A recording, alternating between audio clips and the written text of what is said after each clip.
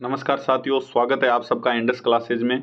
मैं आपके यहाँ पे लेके आया हूँ CGL 2023 जो भी 14 जुलाई को शिफ्ट हुई थी उसके कुछ इंपॉर्टेंट क्वेश्चंस। क्वेश्चन नंबर 1, अनुच्छेद 5 से 11 में किसका वर्णन है? अनुच्छेद 5 से 11 भाग 2, अनुच्छेद 5 से 11 इसमें वर्णन है नागरिकता का।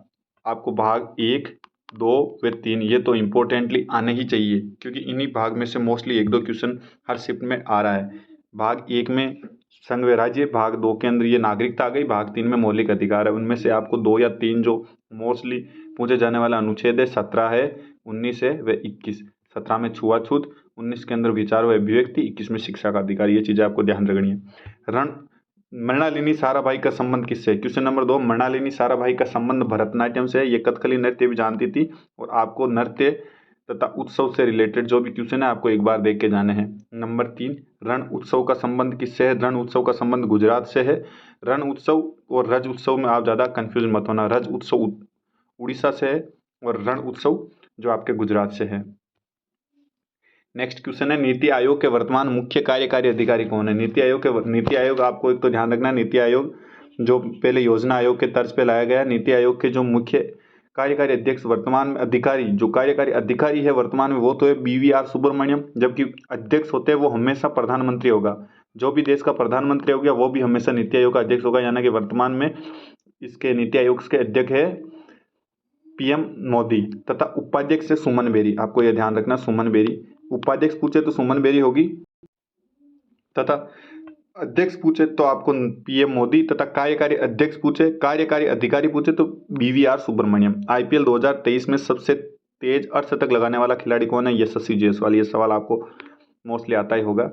सौर मंडल की अधिकतम ऊंचाई कितनी होती है? 18 किलोमीटर।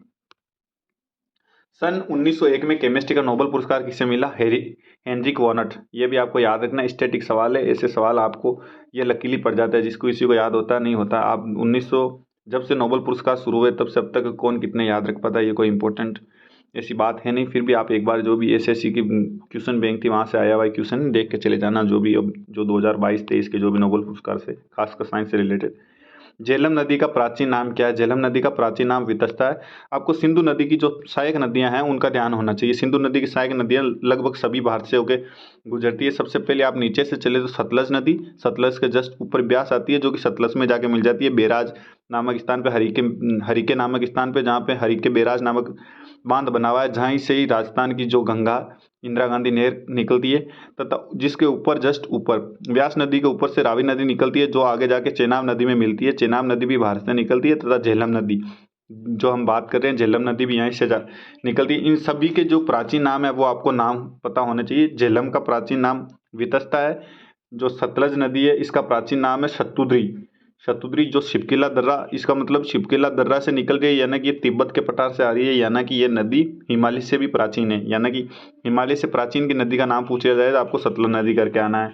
इसके अलावा रावी नदी है, रावी नदी का पुराना नाम है इरावती। व्यास नदी का पुराना नाम है बिपाशा तथा चेनाब का पुराना नाम है अस्किने। आप ये एक बार नोट कर लो सारी चीज़ें और आपको करके आना है। नंबर 9, नीला शैवाल का दूसरा नाम क्या होता है? साइनोकाइटा। क्वेश्चन नंबर 10, क्रिकेट की बॉल का वजन कितना होता है? 155 ग्राम या 163 ग्राम के बीच में होता है। आप बोले तो 5 से 6 औंस राइट कर सकते हो इसको। वीर बाल दिवस कब मनाया जाता है? 26 दिसंबर। ये अभी 2022 से भी शुरू हुआ है। यूनिफॉर्म सिविल कोड का वर्णन किस अनुच्छेद में? अनुच्छेद 44 में। मोस्टली सवाल यूनिफॉर्म सिविल कोड से रिलेटेड आपको यूनिफॉर्म सिविल कोड एक बार आपको पढ़ के जाना है। यहाँ से सवाल अनुच्छेद से पूछ लिया गया है तो और किसी परिप्रेक्ष्य से पूछा जा सकता है क्योंकि अभी बहुत ज़्यादा चर्चित मुद्दा है ये।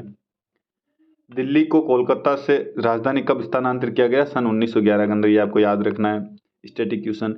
बैडमिंटन कोर्ट की लंबाई 13.4 मीटर से ये 14.4 फीट, ये 44 फीट, सॉरी 13.4 मीटर बोलो या 44 फीट बोलो, आपको ये देख के जाना है। ये मोस्टली खेल के जो भी है, क्रिकेट को छोड़ के जो भी खेल के सवाल आपको देख के जाना है। क्रिकेट के अंदर जो भी पड़ेगा IPL से मोस्टली सवाल पड़ेगा या कोई भी ICC जो अवार्ड मिलता है जिन प्लेयर को, एक बार वो देख के चले जाना। धवल व सुनील कुलकर्णी का संबंध किस खेल से? ये क्रिकेट से हैं। 2011 की जनगणना के अनुसार सबसे गरीब राज्य कौन सा है? बिहार। मोस्टली जब भी अशिक्षा, गरीबी, इन चीज़ों की बात आए तो यूपी और बिहार में से भी एक उत्तर होता है।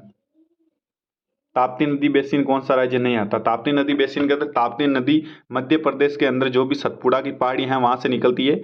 जो ये विंध्याचल पहाड़ी और सतपुड़ा पहाड़ियों के विंध्याचल और सतपुड़ा पहाड़ियों के बीच के अंदर नर्मदा नदी बहती है तथा इसके साइड में से जो कि दक्षिण जो सतपुड़ा पहाड़ी है उसके दक्षिण से यह नदी निकलती है तथा यह नदी यहाँ पे गुजरात के अंदर जाके गुजरात में जाके अरब सागर में मिल जाती है। तो ये नदी सबसे पहले मध्य प्रदेश से निकलती है, वहाँ से गुजरात होते हुए ये नदी इधर गिरती है। इसका मतलब गुजरात में मध्य प्रदेश में तो ये नदी बहती है, इसका बेसिन है। यानी कि ये राजस्थान के अंदर ये नदी नहीं चलती, क्योंकि राजस्थान तो गुजरात के ऊपर से यहाँ पे आ जाता है, जो कि ट्रॉपिक ऑफ कैंसर से ऊपर की तरफ होता है।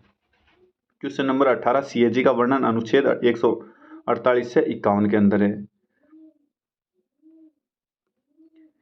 क्वेश्चन नंबर 19 भारत पाकिस्तान बंटवारे के समय भारत का वायसराय कौन था? ये मोस्टली भारत पाकिस्तान बंटवारा बोलो या जब भारत आज़ाद हुआ तथा आज़ादी के समय ये लॉर्ड माउंटबेटन थे। भारत का प्रथम विधि अधिकारी, भारत का प्रथम कानून अधिकारी कौन होता है? जो होता है महान्यायवादी। 2001 से 2011 के बीच सबसे अधिक जनसंख्या वृद्धि किस राज्य की है? बिहार की। यानी कि आप एक चीज नोट कर रहे होंगे, अभी अभी मैंने जो 2 क्वेश्चन कराए इनमें 2011 की जनगणना का परिप्रेक्ष्य लेके इन्होंने दूसरा सवाल पूछ लिया है। यानी कि सवाल 2011 की जनगणना आपको एक बार देख के जाने, क्योंकि जो 2021 में जनगणना प्रस्तावित थी वो नहीं हो पाई, एक प्रशासनिक कारणों कारण जो जाके 2026 में होगी, और इसी के बाद जो भी विधानसभा तथा लोकसभा की सीटों का पुनर्बंटवारा होगा। क्वेश्चन नंबर 22 1999 में भारत रत्न से सम्मानित कौन हुए थे? अमर्त्य सेन। इनका संबंध पूछा जा सकता है, अर्थशास्त्र से संबंध था। निम्न में से भाला फेंक से संबंध किसका है? नीरज चोपड़ा। लिएंडर पेस टेनिस खिलाड़ी है, जो भी लॉन टेनिस है वो खेलते हैं, और विश्वनाथ आनंद जो कि चेस खेलते हैं, शतरंज। विटामिन डी का रासायनिक नाम है कैल्सीफेरोल। ये आपको याद रखना है, विटामिन सारे पढ़ के जाने तथा इनका रासायनिक नाम एक बार आपको दे के जाने हैं। साइंस में से ज़्यादा कुछ क्वेश्चन पढ़ने वाले नहीं है, अगर जहीं से भी पढ़ेंगे या तो विटामिन से पढ़ेंगे या रोग तथा उनके रोग कारक याद देख के जाना है आपको। क्वेश्चन नंबर 25 सत्यनारायण शर्मा का संबंध किससे है? कुचिपुड़ी।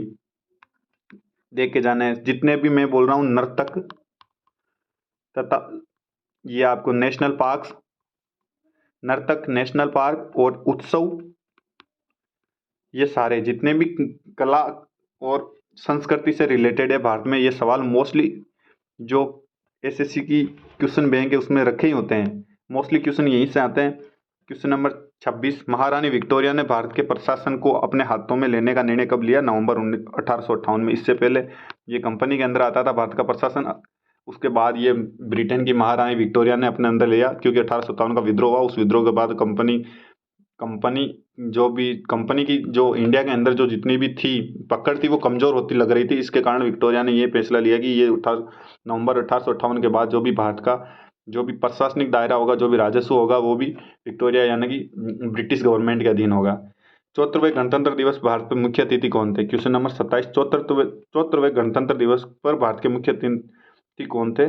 तो इसका आंसर है मिस्र के राष्ट्रपति फतेह अल सीसी। इसका एक रीजन है, फतेह अल सीसी को क्यों बुलाया? हम बुला चाहते तो अभी जो यूके के नए नए प्रेसिडेंट बने थे जो भारतीय मूल के, उससे भी बुला सकते थे। उसका मुख्य कारण यह है कि हम फतेह अल सीसी यानी कि मिस्र को अभी जो भारत के लाइट कॉम्बैक्ट जो एयरक्राफ्ट है, LAC लाइट कॉम्बैक्ट एयरक्राफ्ट हमारे पास है तेजस, वो हम चाह रहे हैं कि मिस्र हमारे साथ डील करे और हमसे खरीदे। तो उससे रिलेटेड जो भी कुछ डॉक्यूमेंट्री साइन होनी थी, इस कारण से हमने फतेह अल सीसी को भारत में जो 74वां गणतंत्र दिवस हुआ था वहां पे बुलाया था।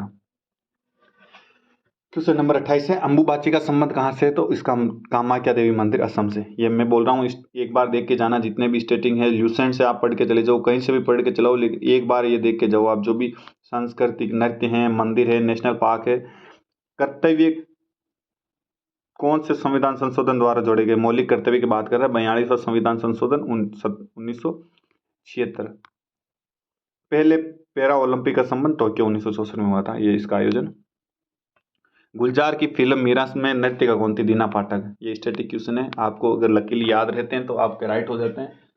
कितने देख रहे? वैदिक काल में धनवान व्यक्ति को गोमत कहा जाता था, ये भी क्वेश्चन आया। वैदिक काल में धनवान व्यक्ति को गोमत कहा जाता था। हो सकता है वैदिक काल से रिलेटेड और भी कुछ क्वेश्चन पड़ जाए, तो एक बार आपके जो भी वैदिक काल के स्टैटिक पॉइंट है, जितने भी 5, 10, 15, 20 पॉइंट है, जो मोस्टली जो भी ये डाटा जो भी कंप्यूटर बेस्ड एग्जाम करवाता है पूछता है, तो आप एक बार देख के चले जाना।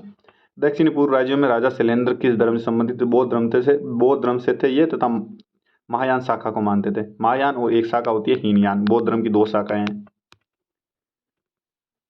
क्वेश्चन नंबर 13 मुद्रा स्कीम का पूरा नाम क्या है? मुद्रा स्कीम का पूरा नाम पूछा है, इसका मतलब ये इकोनॉमिक्स से पढ़ा हुआ क्वेश्चन है और मोस्टली इकोनॉमिक्स से और भी आपके सवाल हो सकता है, जैसे रूपी है, यूपीआई है। आप इनके बारे में, ये कब हुआ कब नहीं हुआ, इनके बारे में एक बार देख के जाना है। यूपीआई कब आया? Unified payment micro micro unit development refinance agency, आपको ये देख के चले जाना है। हर्षवर्धन के शासनकाल में कौन सा चीनी यात्री भारत आया? हैंसोंग। ये सवाल तो मुझे मल्टीपल टाइम पूछा जाता है। राज्यसभा का वर्णन संविधान के किस अनुच्छेद में? अनुच्छेद 80। ये सवाल तो आपको आना ही चाहिए था। 1931 में रसायन का नोबेल पुरस्कार किसे मिला? Call boss. आपको ध्यान रखना है, मोस्टली पूछा जाने वाला सवाल है ये रसायन के नोबेल। पेनल्टी कॉर्नर का संबंध हॉकी से है। आरएनए में प्रोटीन की सहायता से बनने वाला राइबोसोम। प्रोटीन किसकी सहायता से बनता है? मतलब राइबोसोम की सहायता से। आरएनए से जो प्रोटीन बनता है वो राइबोसोम की सहायता से बनता है। थॉमस कप कितने सालों में एक बार होता है? 2 वर्ष में एक बार थॉमस कप होता है। थॉमस कप का संबंध है बैडमिंटन से। तेलंगाना में विधानसभा में मनोनीत सीटें 1। इल्बर्ट बिल विवाद का संबंध है रिपन से।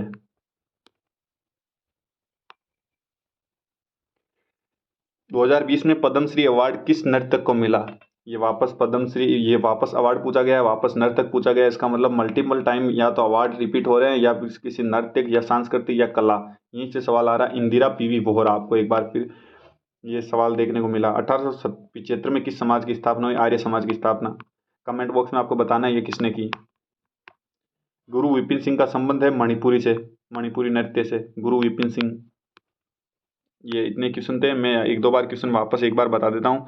जो मोस्टली क्वेश्चन जिस टॉपिक से आपके मल्टीपल टाइम रिपीट हो रहे हैं, उसमें सबसे जो ज़्यादा पूछा जाने वाले है, एक तो नृत्य, आपको नृत्य देख के जाने हैं सारे। एक महोत्सव,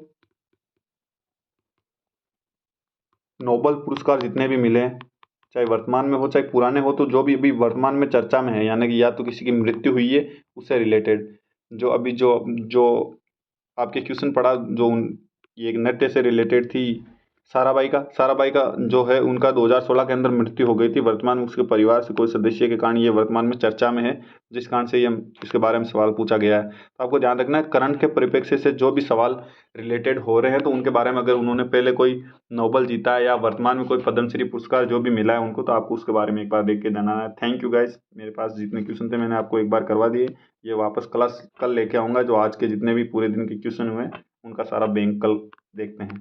थैंक यू सो मच और बेस्ट ऑफ लक जिनका कल सुबह एग्जाम है।